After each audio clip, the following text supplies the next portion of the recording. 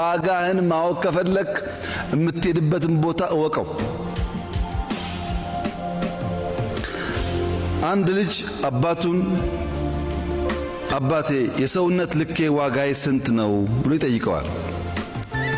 የአባት አንድ የከበረ ድንጋይ ሰጠውና ምንም ነገር እንዳትናገር ይህንን ድንጋይ ይዘህ ሱቅ ቤት ሄደህ ድንጋዩን አሳየውና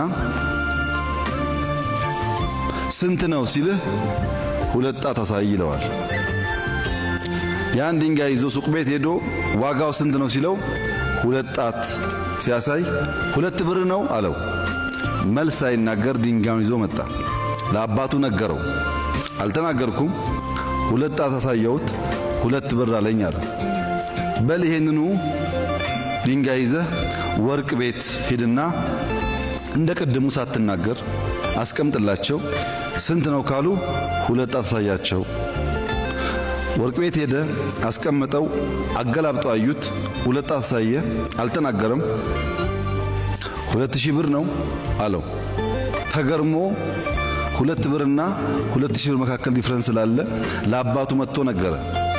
ለሶስተኛ ጊዜ የከበረ ድንጋይ የሚሸጥበት ሱቅ ሂድ አለውና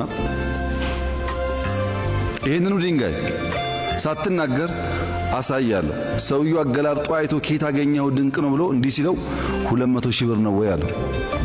ቦታችሁን የምትፈልጉበትን ቦታ ማወቅ አለባችሁ። የእናንተን ልክ በትክክል የማይመዘን ሱቅ ቤት ሄዳችሁ የከበረን ነገር ብታሳዩት ያረክሳል።